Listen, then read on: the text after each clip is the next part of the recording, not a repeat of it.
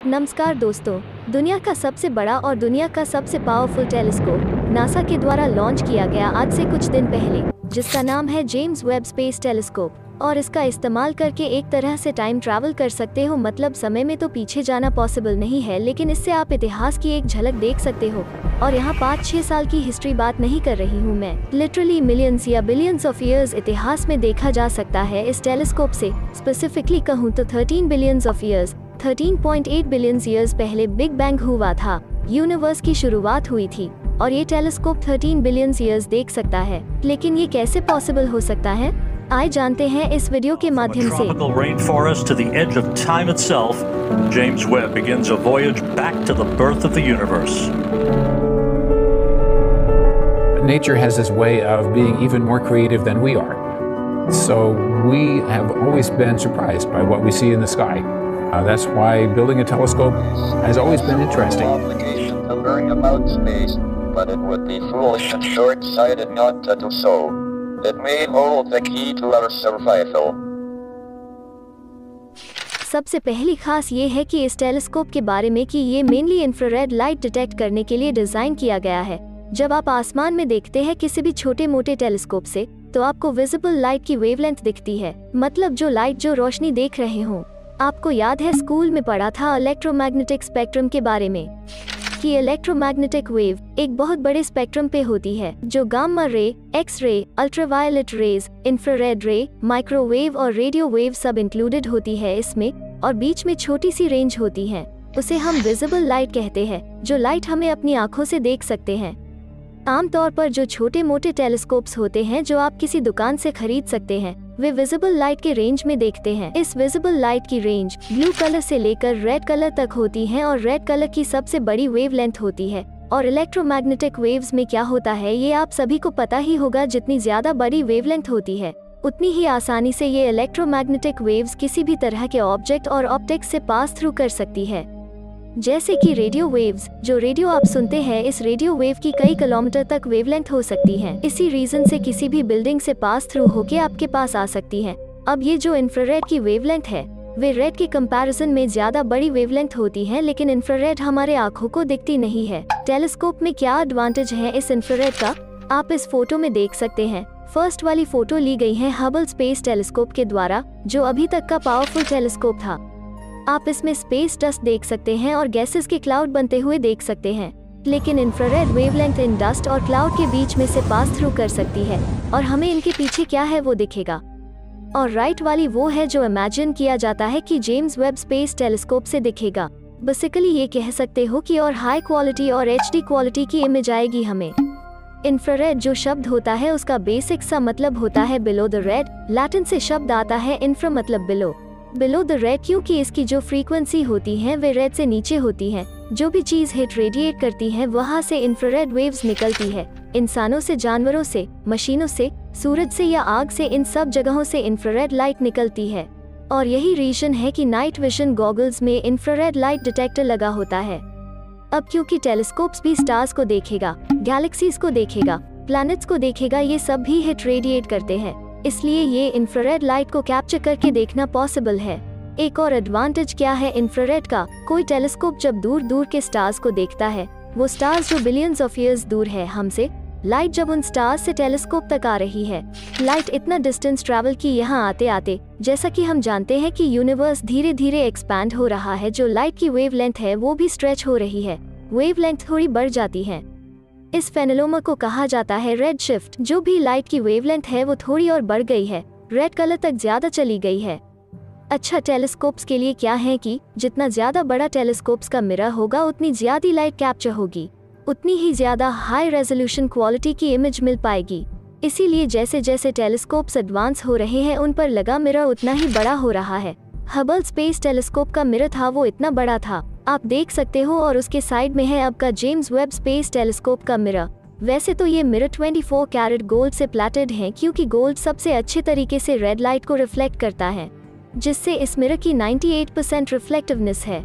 यहाँ पर एक प्रॉब्लम है, मैंने कहा था कि हर चीज जो हिट रेडिएट करती है वहाँ से इंफ्रारेड वेव्स निकलती है। टेलीस्कोप जब खुद से काम करने लगेगा तो टेलीस्कोप्स खुद भी हिट रेडिएट करेगा। टेलीस्कोप्स के अंदर से कुछ इंफ्रारेड वेव्स निकलेगी, जो इंटरफेयर करने लग जाएंगी उन गैलेक्सी से आ रही इंफ्रारेड लाइट से, और हमें अच्छी क्वालिटी की इमेज नहीं मिल पाएगी। इस चीज को अवॉइड करने के लिए ये जेम्स वेब स्पेस टेलीस्कोप सिर्फ -223 डिग्री सेल्सियस के ठंड में ही काम करेगा। इतना ठंडा टेम्परेचर होना चाहिए इसे काम करने के लिए। धरती पर -89 डिग्री सेल्सियस से नीचे टेम्परेचर कभी गया ही नहीं है, तो कैसे ठंडा रखा जाए इस टेलीस्कोप को? अब क्या स्पेस में करना पॉसिबल है? जरूर पॉसिबल है, क्योंकि स्पेस बहुत ठंडा होता है अनलेस सनलाइट आ जाए। अगर सनलाइट स्पेस में आप पर पड़ जाए तो एकदम से बहुत अधिक गर्मी हो सकती है जो मून पर होता है। क्योंकि चांद पर कोई एटमॉस्फेयर नहीं है, वहाँ पर टेम्परेचर -170 डिग्री सेल्सियस गिर सकता है, पर जैसे ही धूप उस पर पड़ती है तो टेम्परेचर +120 तक पहुँच जाता है। अब ये टेलीस्कोप के लिए बड़ी प्रॉब्लम वाली बात है। जैसे ही सनलाइट आएगी इस टेलीस्कोप पर तो बड़ी प्रॉब्लम होगी। बड़ी जल्दी ही सारे पार्ट गर्म हो जाएंगे, तो धूप को रोकना होगा। इस प्रॉब्लम को अवॉइड करने के लिए इसमें एक सनशील्ड लगाई गई है। ये सनशील्ड एक पतंग की शेप में है, और ये टेलीस्कोप जितनी बड़ी है ताकि पूरा जो टेलीस्कोप है वे सन से प्रोटेक्टेड रहे, और इसके लिए इसमें बहुत ही स्पेशल मटेरियल का यूज किया गया है। कैप्टून नाम से कई मटेरियल को टेस्ट आउट किया गया था ये देखने के लिए कि कौन सा मटेरियल यूज किया जाए जो सबसे अच्छे तरीके से रोक सकता है सन के लाइट को और ठंडा कर सकता है। बाद में इसे डिस्कवर किया गया। ये आर्टिफिशियल बनाया गया कैप्टून 5 लेयर लगाई गई है इस कैप्टून की, और हर लेयर जो लगाई है वे इंसान के बाल से भी ज्यादा पतली है, और हर लेयर के बीच में वैक्यूम की गैप है ताकि इसकी इफेक्टिवनेस ज्यादा हो सके। उनमें डॉप्ड सिलिकॉन की कटिंग भी है।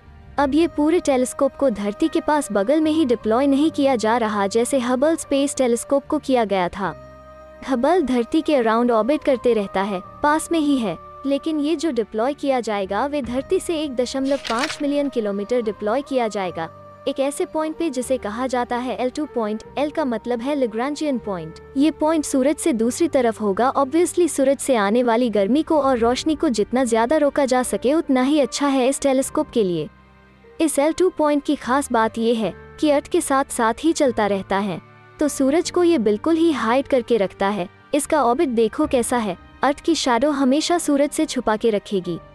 ये वैसी बात हो गई कि सूरज की डायरेक्शन में जब आप आसपास देखते हो तो धूप की वजह से वे आपको ठीक से दिखाई नहीं देता, लेकिन जब आप हाथ से सन कवर कर लेते हैं तब आपको ज्यादा अच्छे से दिखाई देता है। सेम चीज टेलीस्कोप्स के साथ भी है। नासा ने कहा है कि इस टेलीस्कोप को बनाने का और लॉन्च करने का पूरा प्रोसेस इतना कॉम्प्लिकेटेड है। इन्होंने 300 से ज्यादा पोटेंशियल टेक्निकल प्रॉब्लम्स आइडेंटिफाई करी है जो आ सकती है। 300 से अधिक सिंगल टाइप ऑफ फेलियर। अगर इनमें से एक भी गलती हो गई तो पूरा का पूरा प्रोजेक्ट खत्म समझो। और इस पूरे प्रोजेक्ट पर $10 बिलियन स्पेंड किए गए हैं। ये इतना ज्यादा पैसा है कि नासा को कई रिसर्च प्रोजेक्ट से पैसा हटाना पड़ा और इस प्रोजेक्ट पर लगाना पड़ा। इसे पॉसिबल बनाने के लिए नासा के अलावा यूरोपियन स्पेस एजेंसी और कैनेडियन स्पेस एजेंसी भी पार्टिसिपेट कर रही है। अब इसकी मदद से उम्मीद लगाए बैठे हैं कि साइंटिस्ट स्टडी कर पाएंगे कि बिग बैंग होने के बाद स्टार्स और गैलेक्सीज की फॉर्मेशन कैसे हुई, क्योंकि मैंने बताया है इस टेलीस्कोप के मदद से 13 बिलियन ऑफ ईयर्स पीछे देख सकते हो। जो हबल स्पेस टेलीस्कोप था वो 1 बिलियन ऑफ ईयर्स पीछे देख सकता था उस समय के बाद जब बिग बैंग हुआ था 12.8 बिलियन ऑफ ईयर्स पहले मान लो। James Webb space telescope 0.3 billion years तक देख सकता है बिग बैंग के बाद, जैसा इस डायग्राम में देख सकते हो। जब पहले स्टार्स की फॉर्मेशन होनी शुरू हुई। आप पूछोगे कि ये पास्ट में देखना कैसे पॉसिबल हो सकता है? इसका आंसर बड़ा सिंपल है। लाइट जो है वो कुछ समय लगाती है कुछ डिस्टेंस ट्रैवल करने में, और जब तक लाइट पहुंचती है एक जगह से दूसरी जगह काफी समय बीत चुका होता है, स्पेशली जब इतने बड़े लंबे डिस्टेंस इन्वॉल्व होते हैं। तो जैसे कि सन से लेकर अर्थ तक जो रोशनी पहुंचती है उसे 8 मिनट्स का समय लगता है अप्रॉक्सिमेटली। इसका मतलब ये हुआ कि अगर सूरज गायब हो जाए अचानक से मान लो, तो धरती पर लोगों को 8 मिनट्स लगेंगे उसे पता लगाने में, देखने में कि यहाँ पर सूरज गायब हो गया है। तो एक तरीके से कह सकते हो कि हम 8 मिनट्स पास्ट में देखने लग रहे हैं जब हम सन को देखते हैं। तो सिमिलर लॉजिक को एक बड़े स्केल पर अप्लाई करो। स्टार्स और गैलेक्सीज हमसे मिलियंस ऑफ लाइट ईयर्स दूर है। जब हम उन्हें देखते हैं टेलीस्कोप्स के द्वारा या धरती पर बैठे बैठे हम उन स्टार्स को देखते हैं तो एक्चुअली में वे हमें बिलियंस ऑफ लाइट ईयर्स पहले के दिखाई दे रहे हैं। यूनिवर्स इतना बड़ा है कि कुछ स्टार्स तो 13 बिलियंस ऑफ लाइट ईयर्स दूर है। उनकी जो रोशनी जब तक यहाँ धरती पर पहुँचती है तब तक 13 बिलियन ईयर्स गुजर चुके होते हैं। जो एक्चुअली में हमें जो दिख रहा होता है वो 13 बिलियन ईयर्स पुराना होता है। इस तरीके से हिस्ट्री में एक झलक देख सकते हैं।